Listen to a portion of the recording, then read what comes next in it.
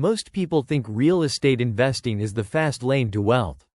Buy a property, collect rent, build passive income, retire early, post a picture with a coffee in one hand and a house key in the other. Simple, right? Not exactly. Because what nobody tells beginners is this.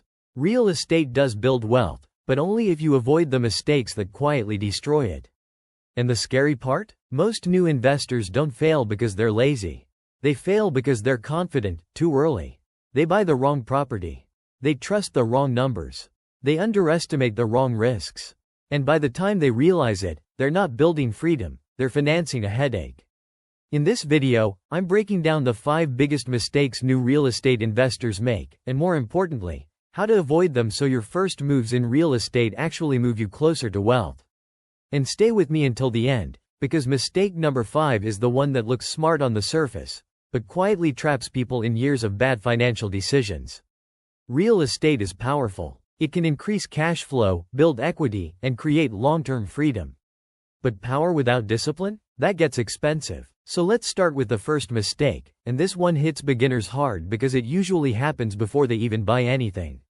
Real estate is powerful. It can increase cash flow, build equity, and create long-term freedom. But power without discipline? That gets expensive. So let's start with the first mistake, and this one hits beginners hard because it usually happens before they even buy anything. The first mistake new investors make is buying with emotion instead of logic. They walk into a property and say, "Wow, this kitchen is beautiful. I could totally live here. This feels like a great neighborhood." And that's exactly the problem. You are not buying a dream home. You are buying an asset. An investment property doesn't need to impress your emotions. It needs to perform on paper. Because the market does not care that the countertops are quartz. Your spreadsheet definitely doesn't care. And your bank account? It cares a lot. A property can look amazing and still be a terrible deal. New investors often confuse nice with profitable. But successful investors ask a different question. What does this property produce? What's the cash flow? What are the expenses? What's the vacancy risk? What's the repair risk? What happens if rent drops or interest rates stay high? That shift, from emotional buyer to analytical investor, changes everything. And here's the truth. If you cannot explain the deal with numbers, you do not understand the deal. Quick reality check. If your investment strategy is basically, the vibes were good, that is not due diligence. That is expensive optimism. And that leads directly to the second mistake, because even the investors who do look at numbers often trust the wrong ones. The second mistake is underestimating costs. This is where beginners get humbled.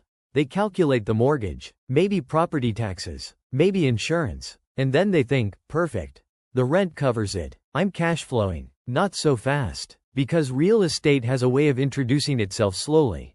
Maintenance, repairs, vacancy, property management, WA fees, capex, pest control, turnover costs, appliances that somehow wait for the worst possible moment to die. A water heater doesn't care about your vision board. This is where beginner deals go from profitable to why am I losing money every month? Sophisticated investors don't just ask, can this property pay for itself this month? They ask, can this property survive the real world? Because the real world is messy. Tenants leave, roofs age, HVAC systems fail, rents fluctuate, and if your numbers only work in a perfect scenario, then your deal does not work. The investors who win long-term are the ones who build margin into every decision. They leave room for error. They plan for repairs before repairs happen.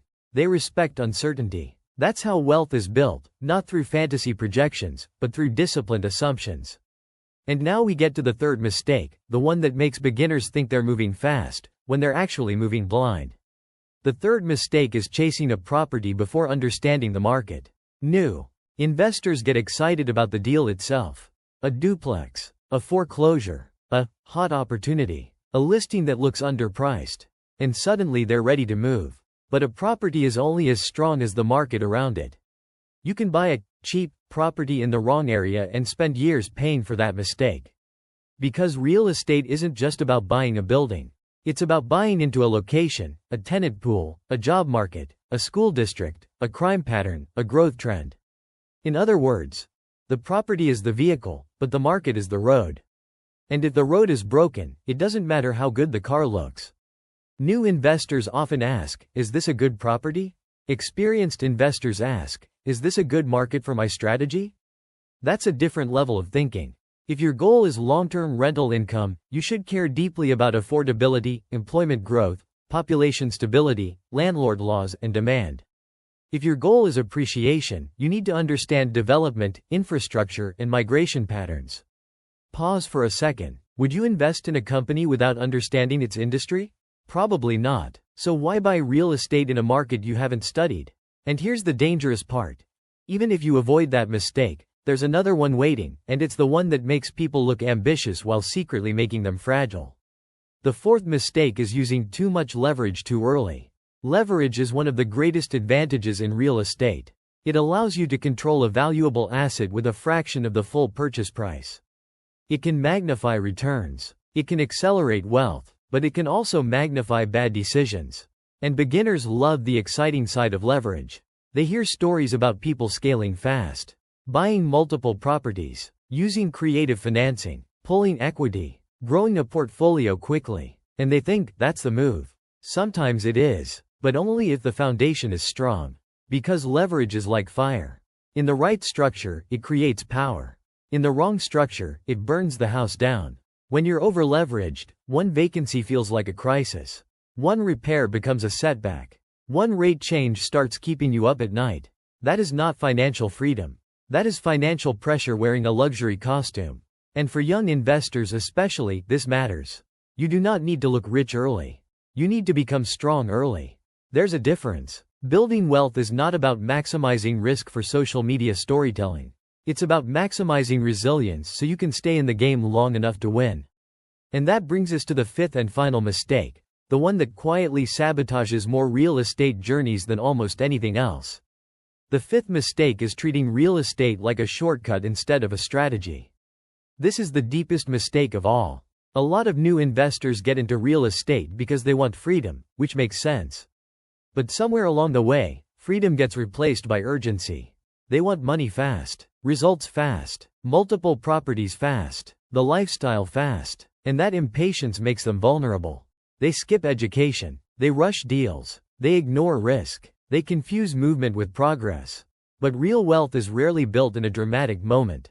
It's built in disciplined decisions, repeated over time. One smart purchase, one strong market, one well-managed asset, 1 year of patience, then another. Real estate is not magic.